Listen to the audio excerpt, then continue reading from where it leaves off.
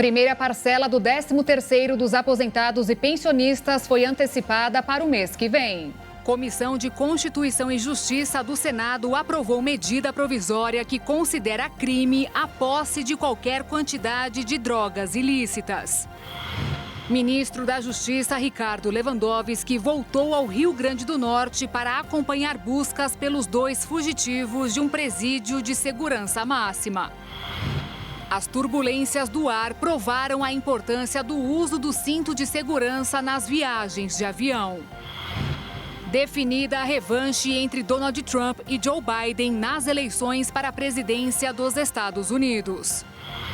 Presidente russo Vladimir Putin alerta que o país está pronto para uma guerra nuclear. Rio Grande do Sul também declara emergência contra a dengue e cidade do interior paulista combate a doença com armadilhas para o mosquito. E o golaço do craque Vinícius Júnior com um projeto que ajuda crianças de escolas públicas do Brasil. Tudo isso e mais a partir de agora no Jornal das 22.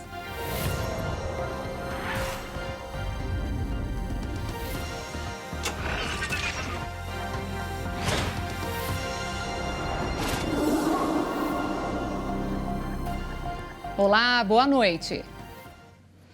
A Comissão de Constituição e Justiça do Senado aprovou hoje uma proposta de emenda à Constituição que proíbe o porte de qualquer quantidade de drogas ilícitas. Quem violar a regra não será levado imediatamente à prisão, mas passará a ter registro criminal. A votação foi simbólica, ou seja, não houve registro dos votos dos senados que fazem parte da Comissão de Constituição e Justiça. Mas 4 parlamentares fizeram questão de registrar o voto contrário à medida. São eles Jacques Wagner, Humberto Costa, Fabiano Contarato e Marcelo Castro. A proposta de emenda constitucional criminaliza a posse e o porte de drogas de qualquer tipo e em qualquer quantidade, mas possibilita que o usuário seja punido com penas alternativas e encaminhado para tratamento. O relator da PEC, o deputado Efraim Filho, destacou a importância da medida. E o parecer reforça 2 posições para manter a posição contrária a essa descriminalização. Primeiro, o pilar da saúde pública. Segundo, o pilar da segurança pública. Na saúde pública, para resumir, é inquestionável. Até mesmo quem defende a liberação sabe e é inquestionável que liberar as drogas leva a um aumento do consumo, o aumento do consumo leva à explosão da dependência química e só uma família que tem um dependente no seu seio familiar sabe o quão nocivo e desestruturante é para a família brasileira. O texto agora vai para análise do plenário do Senado e precisa de pelo menos 49 votos dos 81 senadores para ser aprovado em 2 turnos. E se passar, segue para a Câmara dos Deputados. Além do Senado, esse assunto está sendo discutido no Supremo Tribunal Federal, o STF. O julgamento começou em 2015 e foi retomado no último dia 6, mas acabou sendo adiado após o ministro Dias Toffoli pedir mais tempo para análise. A grande diferença entre as 2 discussões é que o STF quer descriminalizar o porte de pequenas quantidades, mas ainda não há maioria entre os ministros sobre o tema. Eles também precisaram definir quantos gramas seriam permitidos, mas parte dos senadores afirmaram que é o Senado que deve definir o assunto. E a maioria dos presos por tráfico de drogas em rondas policiais são os negros. Essas abordagens costumam acontecer com uma base num comportamento suspeito do acusado. O problema é que os brancos quase não são parados, enquanto os negros acabam sendo os principais alvos das autoridades. A análise publicada por meio de nota pelo Instituto de Pesquisa Econômica Aplicada mostrou que realmente existe um viés racial na aplicação das leis. Mas antes disso, eles analisaram o perfil dos réus processados por tráfico de drogas nos tribunais de justiça. Foram levadas em conta mais de 40 mil ações. Entre os processados, mais de 70% eram homens de até 30 anos de idade e com baixa escolaridade. E os jovens negros correspondiam à metade dos réus. Apenas um indicativo de como a criminalização por tráfico cai sobre essa parcela da população. Daqueles que são acusados, quase metade são negros, enquanto apenas 20% são brancos. Justamente por isso, a pesquisa afirma que os crimes da lei de drogas são responsáveis por processar e prender pessoas negras em grande escala. Agora, se considerar os presos em flagrante que saíram de patrulhamentos da polícia com base em comportamento, 50% são negros. Ou seja, as pessoas negras possuem mais chances de serem abordadas na rua do que as pessoas brancas. Fato que pode ser comprovado quando são analisadas as prisões que acontecem baseadas numa investigação e não apenas por abordagens. Quando isso acontece, a proporção entre negros e brancos é praticamente igual, algo que também pode ser visto quando eles buscam o acusado em casa com mandado judicial. Isso tudo levou à conclusão de que os negros possuem mais chances de serem criminalizados, enquanto os brancos carregam uma espécie de proteção. Tudo isso apenas pela cor de sua pele. Justamente por isso, alguns especialistas da área defendem estabelecer um parâmetro para diferenciar os usuários de traficantes. Assim, a lei poderá ser aplicada com mais racionalidade e menos preconceito. O ministro da Justiça, Ricardo Lewandowski, voltou ao Rio Grande do Norte para ver como andam as buscas pelos 2 fugitivos de um presídio de segurança máxima. Amanhã vai completar 1 mês que eles escaparam. O ministro acha que eles estão ainda perto da penitenciária e a maior aposta agora é nos 12 cães farejadores emprestados por vários estados.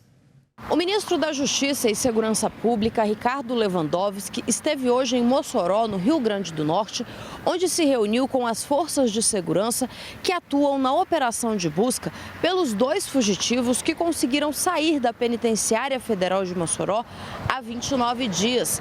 Depois da reunião, o ministro afirmou que há fortes indícios de que os 2 foragidos ainda estejam na região, entre os municípios de Baraúna e Mossoró, onde as buscas estão concentradas. Segundo Lewandowski, os cães farejadores identificaram presença recente dos fugitivos nesta terça-feira. Para o ministro, o fato de haver evidências de que os foragidos ainda estão na região demonstra o êxito da operação policial, pois revela que os criminosos estão encurralados. Lewandowski também afirmou pela primeira vez que os fugitivos receberam ajuda da facção criminosa a qual pertencem durante a fuga e que 7 pessoas já foram presas suspeitas de terem auxiliado os criminosos. A fuga dos 2 presos ocorreu no dia 14 de fevereiro. Eles conseguiram sair pelo buraco de uma luminária e depois cortaram a grade do pátio com um alicate que havia sido deixado numa obra que estava em andamento na Penitenciária de Segurança Máxima de Mossoró. Foi a primeira vez na história que uma fuga foi registrada num presídio de segurança máxima no Brasil. Essa semana, a polícia fez simulações de como os fugitivos podem estar. Nas imagens produzidas pelo Instituto Nacional de Identificação, Deibson Nascimento e Rogério Mendonça aparecem usando óculos, bonés e roupas variadas. O programa Celular Seguro do governo federal, criado há apenas 3 meses, já registrou mais de 30 mil bloqueios de aparelhos. A maioria das solicitações ocorreram por conta de roubo ou furto. A ferramenta criada pelo Ministério da Justiça e Segurança Pública com o objetivo de combater crimes de roubo e furto de celular foi implementada em dezembro do ano passado e hoje já soma mais de 1.700.000 usuários cadastrados em todo o Brasil. Com esse programa, quando o celular é roubado, furtado ou perdido, o titular da linha consegue fazer o bloqueio do aparelho e dos aplicativos digitais contidos nele por meio de outros dispositivos que ele tenha cadastrado ao se inscrever no Celular Seguro. A vítima também pode bloquear o aparelho acessando o site celularSeguro.mj.gov.br, que é esse site que aparece aí na sua tela. Além disso, também é possível indicar pessoas de confiança que estarão autorizadas a efetuar o bloqueio. Já o desbloqueio não é permitido pelo aplicativo. Segundo orientações do Ministério, caso o usuário emita um alerta de perda, furto ou roubo, mas recupere o telefone em seguida, deverá solicitar os acessos por contato com a operadora do celular e também com a instituição financeira onde tem conta. Para quem ainda não está cadastrado na ferramenta, basta baixar o app nas lojas de aplicativos dos dispositivos móveis ou acessar o celular seguro pelo site gov.br.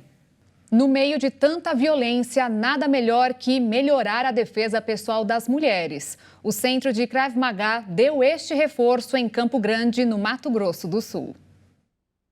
Os golpes são para quem está em apuros. De um lado, uma mulher que pode ser vítima de diversas ações de outra pessoa e principalmente homens que podem colocar a vida delas em risco.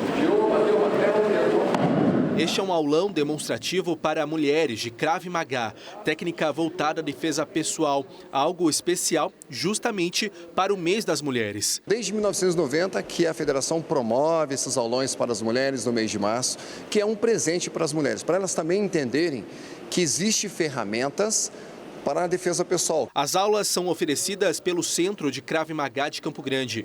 Neste fim de semana, mais de 50 mulheres puderam conhecer de perto as técnicas. O Krav Maga ele não é uma arte marcial e por ele não ser uma arte marcial, ele não é um esporte.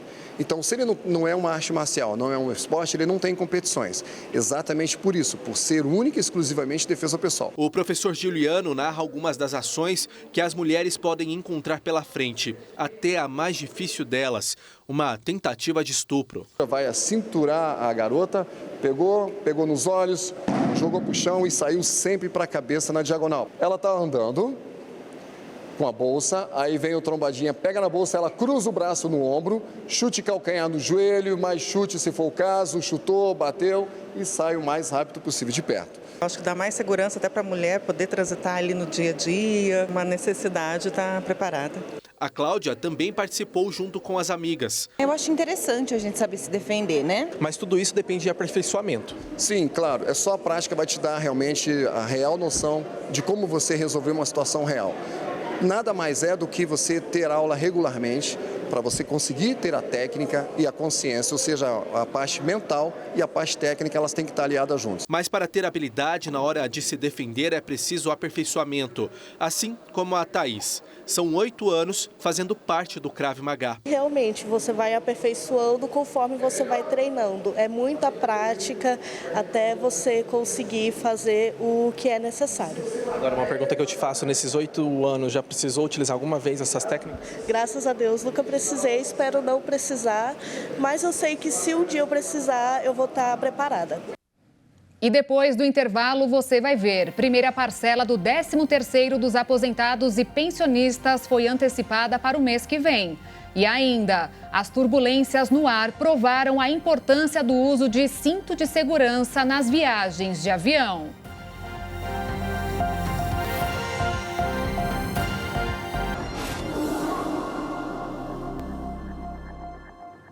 O governo federal decidiu antecipar o pagamento do 13º salário dos beneficiários da Previdência. A medida deverá injetar 66 bilhões de reais na economia no primeiro semestre do ano. O decreto assinado pelo presidente Lula beneficia mais de 33 mil segurados do INSS e antecipa o 13º salário para aposentados, pensionistas e beneficiários de auxílios previdenciários. O abono normalmente é pago no segundo semestre, mas pode ser antecipado por decisão do governo federal para estimular a economia do país. A liberação deste recurso vai movimentar mais de 66 bilhões de reais nos próximos meses. Esse ano, o 13º será dividido em 2 parcelas. A primeira será paga entre abril e maio e a segunda entre maio e junho. Além dos aposentados, serão contemplados aqueles que recebem auxílio por incapacidade temporária, o auxílio doença, o auxílio acidente, o auxílio reclusão, além daqueles que também recebem o auxílio maternidade. Já os beneficiários do BPC não são contemplados. O Senado aprovou agora à noite a isenção do IPVA para veículos com mais de 20 anos. A medida deverá beneficiar 8 milhões e 300 mil motoristas de alguns estados como Santa Catarina, Tocantins e Minas Gerais. Em outros, já existem regras que eliminaram completamente ou reduziram a cobrança. A proposta, que é uma emenda à Constituição, ainda terá que passar pela Câmara dos Deputados. Lá haverá a possibilidade de a medida ser padronizada para valer em todas as unidades da federação. No mercado financeiro, os investidores continuaram a repercutir os sinais de atividade no exterior, com destaque para a inflação nos Estados Unidos, e seguiram na expectativa pelos novos dados do Brasil, do Cadastro Geral de Empregados e Desempregados, que devem sair na sexta-feira. Com isso, o dólar fechou em queda de 0,02%, cotado em R$ 4,97 na venda. E a Bolsa de Valores fechou em alta de 0,26% aos 128.006 pontos. A produção industrial brasileira caiu 1,6% em janeiro. Nos 15 locais pesquisados pelo IBGE, houve redução em 6. O melhor resultado pelo segundo mês seguido foi o do Amazonas, onde a produção aumentou quase 17%. O resultado foi puxado pela Zona Franca de Manaus. A previsão para as vendas desta Páscoa é de um faturamento de quase 3,5 bilhões de reais em todo o varejo. Se a expectativa for confirmada, será um faturamento recorde, com um crescimento de 4,5% em comparação com o ano anterior. Será o quarto ano seguido de altas nas vendas, alcançando o maior patamar da série histórica da pesquisa, iniciada em 2005, provando que o consumo no setor retomou o período de antes da pandemia. O bom desempenho deverá ser impulsionado por uma melhora nas condições financeiras das famílias e por uma inflação mais comportada para a data. Essa projeção foi publicada hoje pela Confederação Nacional do Comércio de Bens, Serviços e Turismo. As cidades de São Paulo que adotarem medidas para preservar as áreas verdes, com destaque à vegetação nativa, vão ganhar mais dinheiro. A Assembleia Legislativa de São Paulo aprovou o projeto que dobrou o ICMS ambiental, que já existe. A previsão agora é que este ano sejam repassados mais de 730 milhões de reais a 200 cidades. Para entrar em vigor, falta apenas a assinatura do governador Tarcísio de Freitas. As emissões de metano derivado do combustível fóssil permaneceram em níveis próximos dos recordes em 2022. A produção de energia vinculada ao petróleo, gás e carvão gerou quase 120 milhões de toneladas de emissões de metano no ano passado. De acordo com uma análise da Agência Internacional de Energia, a redução seria motivada pelas mudanças iniciadas no setor e pelos compromissos assumidos na última Conferência Internacional sobre o Clima, a COP28. O metano, segundo o gás de efeito estufa mais importante, depois do CO2, é a molécula do gás natural que escapa dos gasodutos, das minas de carvão e dos fogões, mas também das vacas, dos campos de arroz ou dos resíduos. Quase 580 milhões de toneladas de metano são emitidas a cada ano, das quais 60% são atribuíveis à atividade humana, principalmente à agricultura, e quase 1/3 às áreas úmidas naturais. O metano é muito mais potente que o CO2, mas sua vida útil é consideravelmente mais curta, quase uma década. Os cientistas indicam que o CO2 é responsável por aproximadamente 30% do aquecimento global, desde a Revolução Industrial. As emissões de metano da indústria de combustíveis fósseis permanecem próximas do recorde de 2019 e estão muito longe dos 75% de redução necessários até 2030 para manter o limite de aquecimento do planeta em 1,5 graus Celsius, como estabelecido pelo Acordo de Paris. Segundo a Agência Internacional de Energia, em 2023, quase 40% poderiam ter sido evitados sem custo líquido, pois o valor do metano capturado e comercializado é superior aos gastos para impedir os vazamentos. De acordo com a agência, reduzir estas emissões em 75% custaria mais de 840 bilhões de reais, quase 2/3 do metano emitido pela indústria de combustíveis fósseis procedem de apenas 10 países, com destaques para China, Estados Unidos e Rússia. O incidente ocorrido em um voo na Latam nesta semana, na Nova Zelândia, acendeu o alerta para a importância do uso do cinto de segurança no avião durante toda a viagem. O equipamento só é obrigatório durante o pouso e a decolagem, mas é importante destacar que o voo pode enfrentar turbulências severas, que surgem sem aviso. Um brusco movimento levou vários passageiros das poltronas ao teto do avião. O voo da Latam Airlines operava a rota Sydney-Auckland-Santiago e estava sobre o mar da Tasmânia, entre Austrália e Nova Zelândia, quando o incidente aconteceu. Assim que o avião pousou no aeroporto de Auckland, 50 pessoas precisaram de atendimento médico. 13 foram levadas a um hospital da região. Entre as vítimas estava a brasileira Renata Mendes. Eu tinha ido ao banheiro, então quando eu voltei eu não coloquei o cinto, então eu fui parar no teto. Este vídeo foi postado pela brasileira em uma rede social logo após o incidente. Na legenda, ela conta que já passou por outras experiências parecidas, mas essa teria sido a pior. Ai, eu pensei que eu fosse morrer agora. Por meio de nota, a Latam Airlines Group relatou que o voo LA800, com 263 passageiros e 9 membros da tripulação de voo e de cabine, experimentou uma forte movimentação durante o voo, cuja causa está atualmente sob investigação. A Latam informou que está trabalhando junto com as autoridades competentes para apoiar as investigações sobre o incidente. A companhia lamentou o ocorrido e pediu desculpas por qualquer inconveniente ou desconforto que essa situação possa ter causado. Incidentes como esse podem ser explicados por uma turbulência de céu claro, CAT na sigla em inglês. Um fenômeno meteorológico que ocorre em céu limpo e aparentemente calmo, sem dar nenhum indício. O evento climático é invisível e não pode ser detectado pelos radares a bordo da aeronave. Em elevadas altitudes, ocorre o que nós chamamos de jet stream, ou seja, corrente de jato. É comum, mas quando essas correntes de jatos elas sofrem um cisilhamento, o que é cisilhamento? É uma brusca alteração na sua direção e velocidade. Aí, quando ocorre isso, aí é um problema, porque pode haver uma alteração na velocidade e na direção, inclusive no sentido vertical.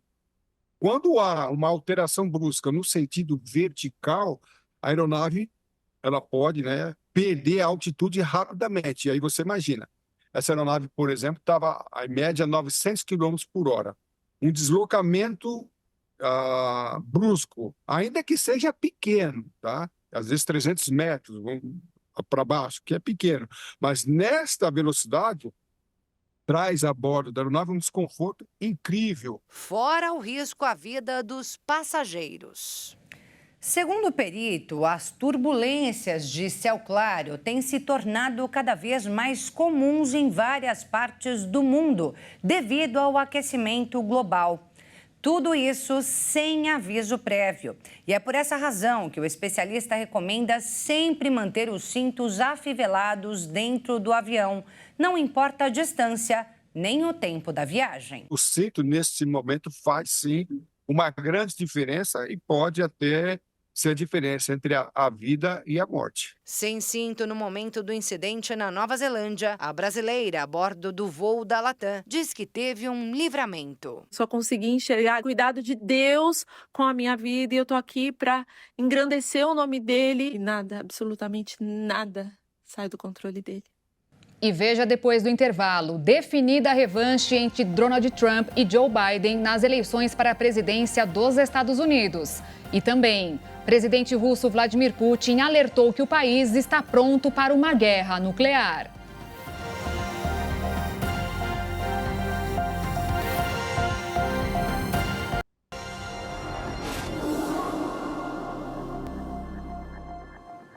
O Senado aprovou um projeto que aumenta o tempo mínimo que os alunos da educação básica de todo o país terão que ficar na escola. Mais uma medida para tentar diminuir a evasão e melhorar a qualidade de ensino.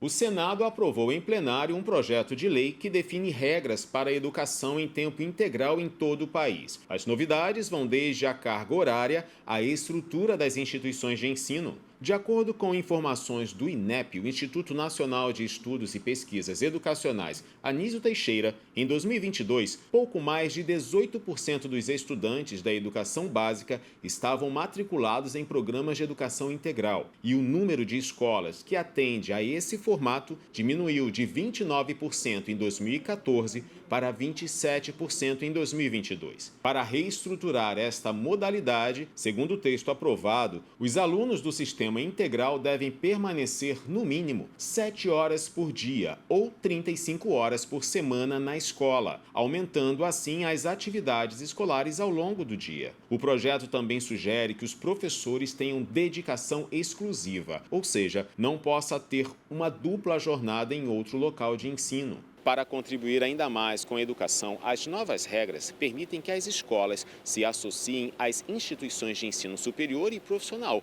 para oferecer atividades culturais, esportivas, de lazer, meio ambiente, ciência e tecnologia. Outra responsabilidade das escolas de ensino integral diz respeito à infraestrutura. Elas devem manter as salas de aula, biblioteca, laboratórios, quadras, salas multiuso, áreas de recreação e espaços de convivência, além de disponibilizar recursos didáticos e tecnológicos. Essa proposta foi apresentada à Comissão de Direitos Humanos e Legislação Participativa do Senado em 2014, por estudantes que participaram da terceira edição do projeto Jovem Senador. Na justificativa, os jovens senadores destacaram a importância da educação integral para formar estudantes críticos e agentes de mudança na sociedade. Agora, o texto segue para a Câmara dos Deputados, onde será analisado. Uma pesquisa realizada pela Universidade de São Paulo trouxe um tema cauteloso sobre a saúde das grávidas. Quase um terço da dieta delas é composta de alimentos ultraprocessados. O intuito da pesquisa é investigar as características sociodemográficas e de estilo de vida associadas ao consumo desses itens por gestantes. Dessa forma, foi analisado que as mulheres mais jovens de classes mais altas e aquelas que já tinham excesso de peso antes da gravidez têm maior tendência a esse tipo de alimentação. Assim, os produtos mais consumidos por elas são refrigerantes, pão de queijo, bolachas e linguiça suína. Para chegar a esses números, os autores do levantamento avaliaram 784 gestantes a partir de questionários que permitiram estabelecer o padrão de consumo usual dessas mulheres. Depois, essas informações foram associadas com dados como idade, nível socioeconômico e estado nutricional antes de engravidar. A pesquisa observa que esses alimentos estão sendo usados como substitutos das refeições, o que é horrível para a nutrição do bebê, já que esses itens são dispensáveis, carentes em nutrientes essenciais como vitaminas, minerais e proteína. Com isso, o consumo excessivo desse tipo de alimento tem implicações na saúde da mulher e da criança a longo prazo. Os ultraprocessados são alimentos que passaram por grande transformação na indústria, envolvendo diversas técnicas de processamento e contêm aditivos como corantes e conservantes que mudam a cor, textura, sabor e aroma. Estudos mostram que esses alimentos em excesso estão associados a maior risco de problemas cardiovasculares, diabetes e doenças crônicas. Por isso, o seu consumo deve ser mínimo, sendo que a maior parte da alimentação deveria ser composta de alimentos in natura, de origem vegetal ou animal, como frutas, verduras, grãos, carnes e ovos.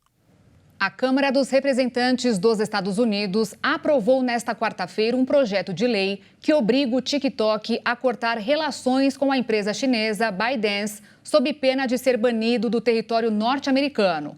Ao todo, 352 deputados votaram a favor da proposta e 65 contra. O TikTok é uma rede social de compartilhamento de vídeos muito popular em todo o mundo, principalmente entre os jovens. Por ter uma matriz chinesa, o aplicativo é uma preocupação para os Estados Unidos, pois o país considera que, através dele, a China vigie os cerca de 170 milhões de usuários norte-americanos. O destino do projeto de lei no Senado é incerto porque figuras-chave se opõem a tomar uma medida drástica contra o aplicativo. Segundo a Casa Branca, o presidente Joe Biden promulgará a norma, conhecida oficialmente como Lei de Proteção dos Estados Unidos, contra as solicitações controladas por adversários estrangeiros após a aprovação nas duas casas legislativas. A lei pede que a empresa matriz do TikTok, a ByteDance, venda a plataforma em 180 dias a uma empresa local. Caso contrário, o aplicativo será excluído das lojas virtuais de gigantes tecnológicas como a Apple e o Google. E ainda nos Estados Unidos, Joe Biden e Donald Trump conquistaram um número suficiente de votos para brigarem pela presidência do país. A dupla agora vai protagonizar a primeira revanche numa eleição presidencial no país em quase 70 anos.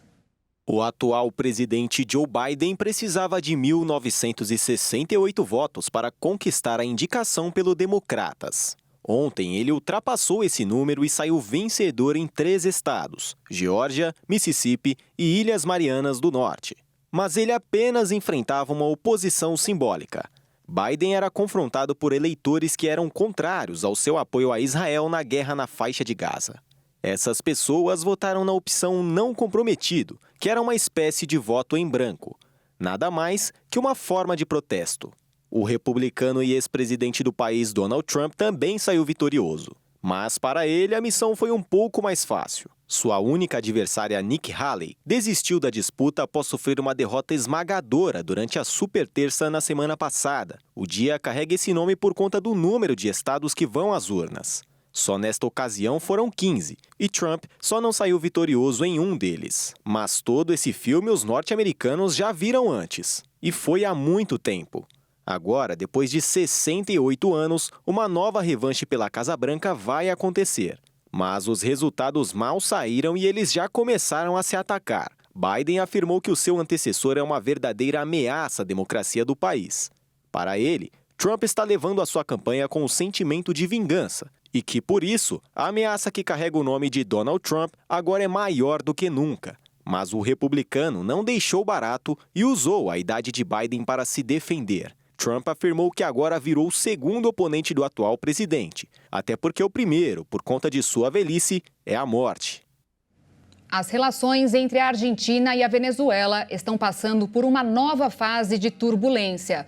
O governo de Nicolás Maduro fechou o espaço aéreo para todos os voos com origem ou destino ao país vizinho. Tudo começou há 2 anos, quando a Argentina atendeu a um pedido dos Estados Unidos e entregou um avião venezuelano que estava retido. O aparelho tinha um carregamento de peças de carro do México e a suspeita é que o material tinha ligação com o braço da Força Elite da Guarda Revolucionária do Irã. O Boeing 747 de carga era da Entrasur, filial da companhia aérea estatal venezuelana. A entrega do avião venezuelano aos Estados Unidos gerou protestos por parte do governo de Maduro, que considerou o ato como um roubo. A decisão de fechar o aeroporto para voos é mais um capítulo nas relações conturbadas entre os dois países. O governo de Javier Milei divulgou um comunicado hoje para dizer que não vai aceitar ser ameaçado por terroristas e que não voltará atrás. A Boeing, dona do aparelho, ainda não se manifestou. O presidente russo Vladimir Putin fez um alerta ao Ocidente e disse que a Rússia está pronta para uma guerra nuclear. Putin ainda declarou que, se os Estados Unidos enviarem tropas para a Ucrânia, um aumento no conflito será inevitável.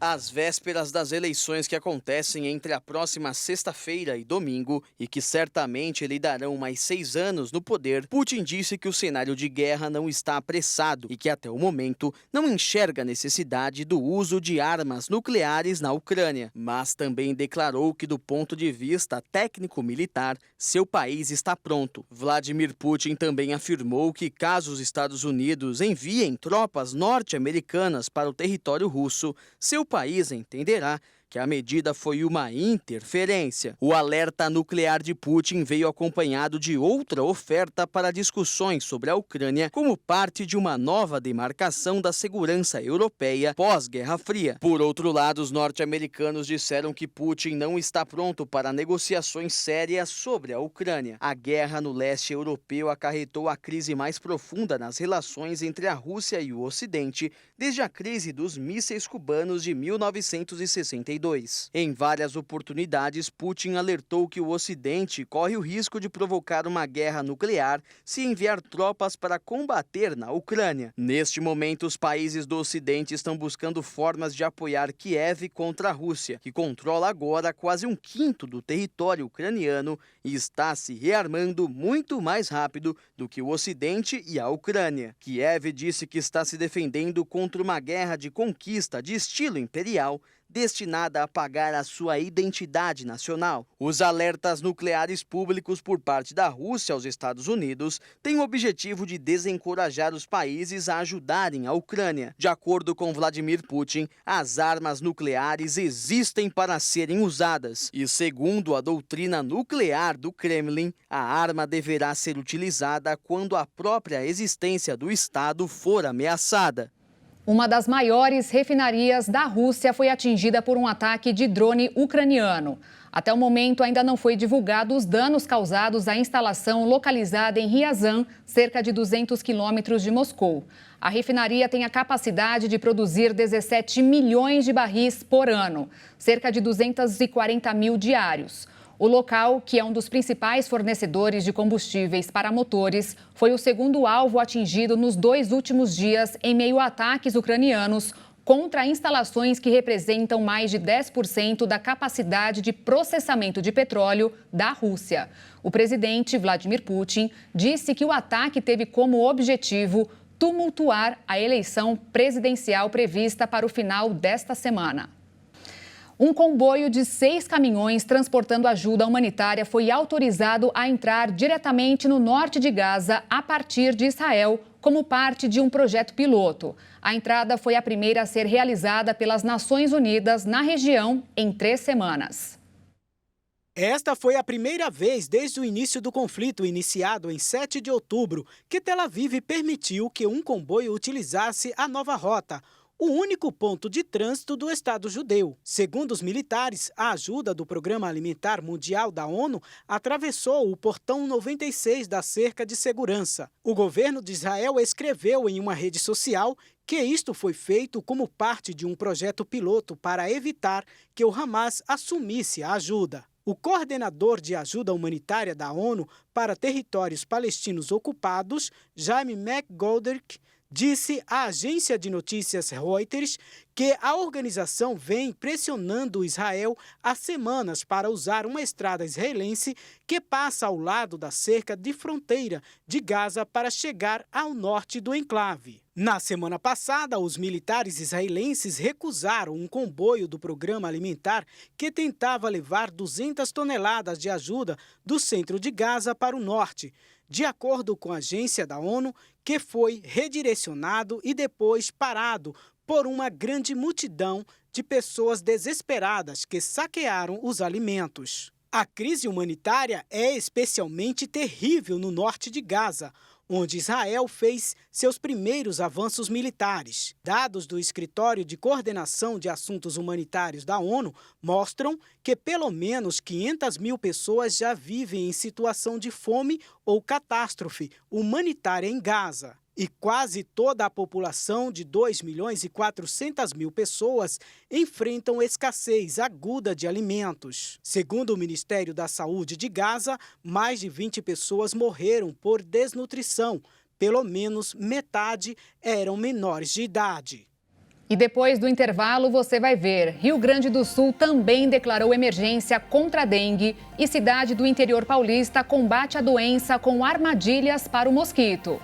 E ainda, o golaço do craque Vinícius Júnior com um projeto que ajuda crianças de escolas públicas do Brasil.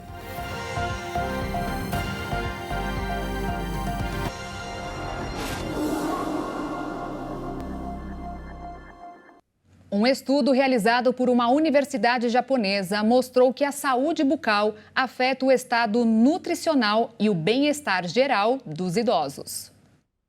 A chamada saúde oral possui um papel fundamental para dizer qual tipo de comida a pessoa pode ingerir. Os desenvolvedores da pesquisa também notaram que quanto pior a condição da boca, menor será o bem-estar psicológico e até mesmo a qualidade dos relacionamentos do idoso com outras pessoas. De acordo com especialistas, a má saúde bucal não apenas traz implicações na saúde em geral, mas também na estética facial, na sociabilidade e na ingestão de proteínas e nutrientes necessários para o fortalecimento do organismo. Fatores associados ao bem-estar. Para chegar até essas conclusões, 218 voluntários acima de 60 anos foram avaliados. Os participantes preencheram dados sobre a condição nutricional e o histórico médico, além de um questionário sobre bem-estar, qualidade de vida e conexões sociais. Depois, a saúde da boca foi examinada de forma completa,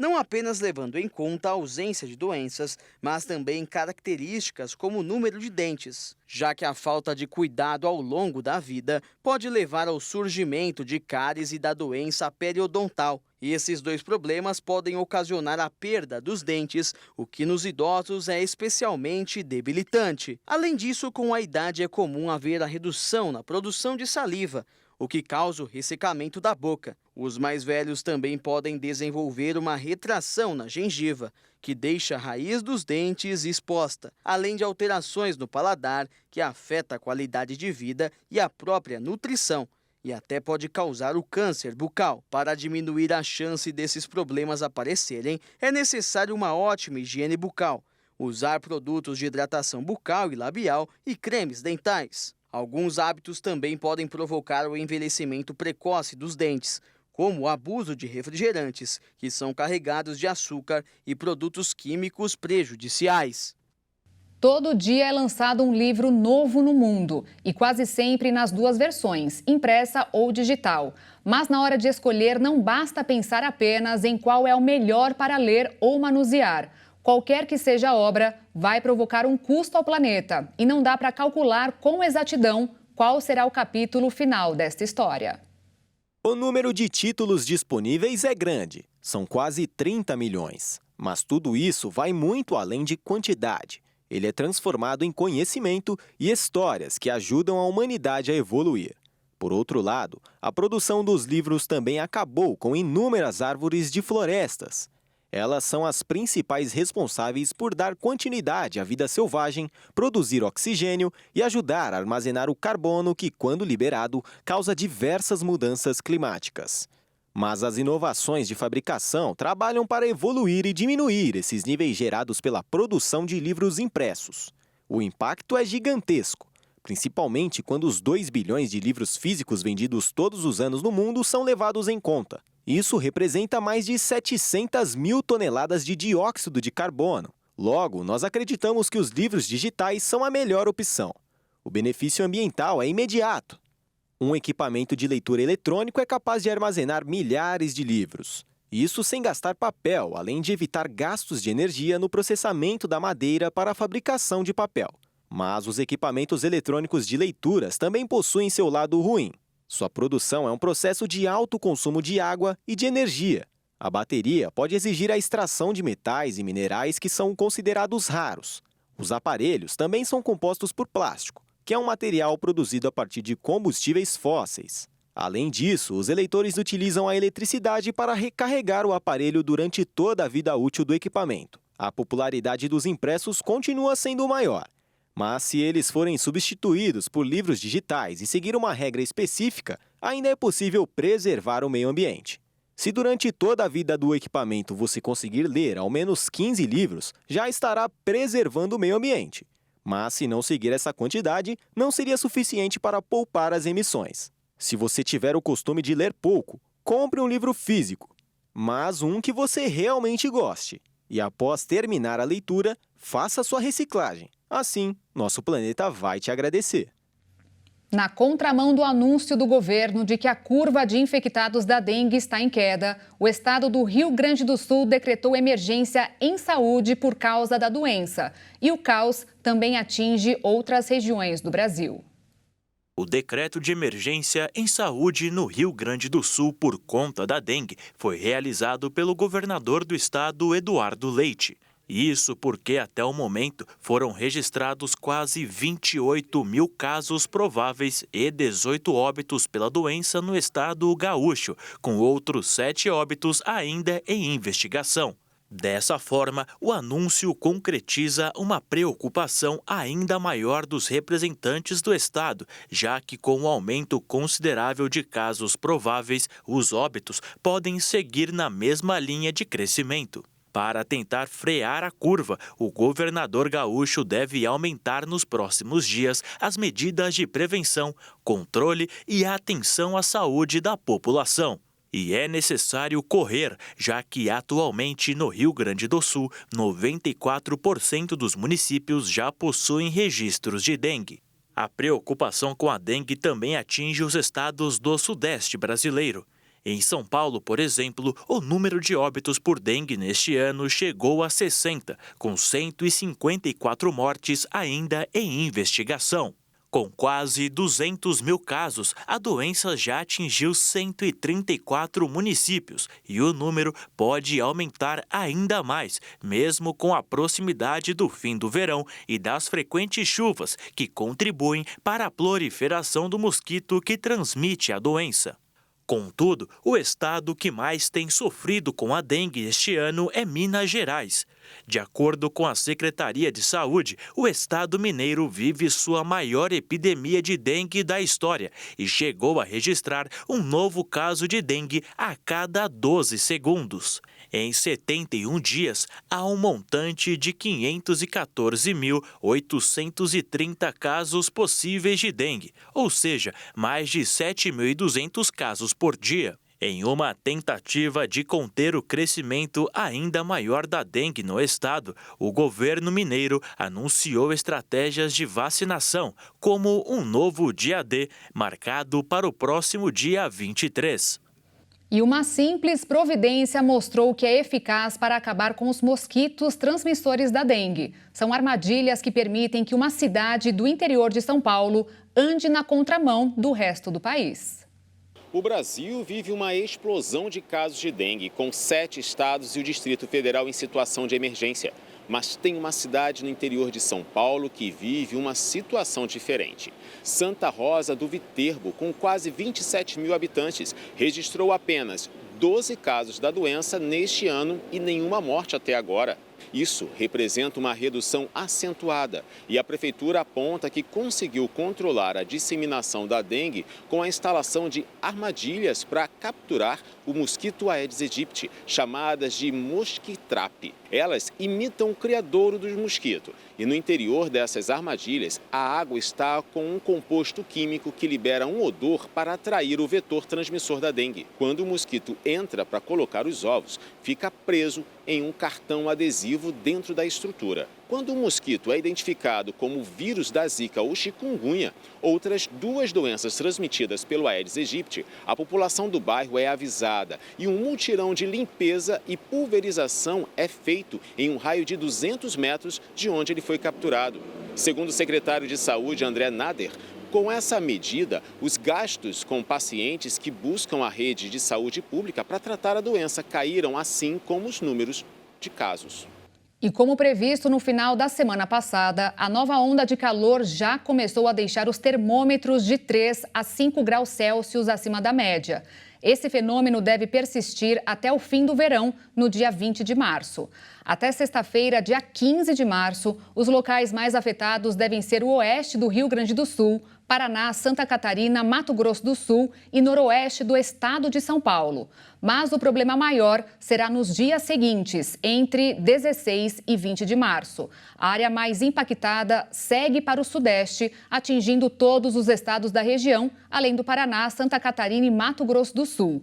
Por conta disso, a capital paulista já emitiu um alerta para o calor no dia de hoje. Os especialistas afirmam que a onda de calor é consequência de uma massa de ar seco que é proveniente de bloqueios atmosféricos, mais comuns nos meses de inverno, mas que também podem acontecer no verão. Além disso, os especialistas dizem que a culpa não é só do El Niño, mas também das mudanças climáticas, que contribuem bastante para as alterações dos padrões das estações do ano. E de olho na Olimpíada de Paris 2024, atletas de diversos países ainda buscam a classificação. E o Rio de Janeiro vai sediar o torneio pré-olímpico de remo para definir os representantes das Américas nas próximas edições dos Jogos Olímpicos e Paralímpicos. Nesta semana, entre quinta-feira e sábado, a Lagoa Rodrigo de Freitas será palco do pré-olímpico de remo. As disputas vão definir os representantes das Américas nos Jogos Olímpicos e Paralímpicos de Paris 2024. Ao todo, 78 atletas de 21 países que ainda não se classificaram estarão à procura de vaga para Paris, e os 5 primeiros no single skiff e os 2 primeiros no double skiff peso leve serão selecionados. Mas cada país poderá competir com apenas um barco por regata e obter até 2 lugares rumo à França. No single skiff, o Brasil será representado por Lucas Vertain e Beatriz Tavares. No double skiff peso leve, serão Evaldo Becker e Pietro Tutanhangu no masculino, Isabelle Falck e Manu Abreu no feminino. As provas terão transmissão do Canal Olímpico do Brasil e da N Esportes nos dias 15 e 16, mas também serão abertos ao público. Lembrando que os Jogos Olímpicos de Paris 2024 começam no dia 26 de junho e os Paralímpicos no dia 28 de agosto. Acostumado a brilhar com as camisas do Real Madrid e da seleção brasileira, Vinícius Júnior também marca golaços fora de campo. Um aplicativo desenvolvido pelo Instituto do Jogador auxilia no aprendizado de milhares de crianças em escolas públicas do Brasil. O avatar inspirado em Vinícius Júnior aponta para o céu e comemora os golaços marcados por Ana Clara e Yuri, estudantes do ensino fundamental de uma escola pública em São Gonçalo, cidade natal do atacante brasileiro que defende o Real Madrid. As 2 crianças acertaram uma pergunta no aplicativo Base, criado pelo Instituto Vini Júnior para melhorar o aprendizado na rede pública de educação no Brasil através do futebol e da tecnologia. O trabalho do astro da seleção brasileira, que também é voltado para o combate ao racismo, foi reconhecido internacionalmente, inclusive pela Organização das Nações Unidas. Sem a pretensão de substituir professores ou a escola tradicional, o aplicativo foi desenvolvido como uma ferramenta para auxiliar os educadores e conta com cerca de 2.000 perguntas sobre disciplinas como matemática, português e ciências. Hoje, dentro do nosso projeto, dentro do Instituto, a gente trabalha com educação pública e com o esporte como linguagem, né? O futebol como grande linguagem, grande ferramenta, né? Dentro da educação, e obviamente também trabalhamos com tecnologia. Eu acho que esse aplicativo pode sim ajudar as crianças a aprender muito mais. Assim como a gente aprende na sala de aula, a gente pode aprender aqui. Tudo que a gente aprende na aula, a gente coloca em prática no aplicativo do Instituto Vini Júnior. Matemática, português, algumas contas que às vezes é muito difícil e acaba aqui sendo fácil, como um jogo. Pelo investimento na educação, Vinícius Júnior foi nomeado embaixador da boa vontade da Unesco em fevereiro deste ano, sendo somente o 2º jogador brasileiro a receber esta homenagem depois de Pelé. O atacante revelado pelo Flamengo também ganhou, em outubro do ano passado, o Prêmio Sócrates, uma distinção entregue durante a cerimônia da Bola de Ouro a jogadores comprometidos com ações de mudança social. Todo o processo de racismo que o Vinícius Júnior tem sofrido, né, sofreu e continua sofrendo, né, serve de combustível para a gente lutar mais contra o racismo, entendeu? E para as crianças também visualizarem que assim, ele não deixou a bola cair, não abaixou a cabeça e que o caminho é esse, a gente lutar e resistir mesmo contra o racismo. Lançado em 2021, o aplicativo Base já beneficiou 4.500 estudantes e 500 professores de 10 escolas públicas em 4 estados brasileiros. Até o final de 2024, espera-se que chegue a 30 centros de ensino, a maioria de alunos com recursos econômicos limitados. E o Jornal das 22 desta quarta-feira termina aqui. Obrigada pela sua companhia. Um ótimo fim de noite para você e te espero amanhã. Tchau.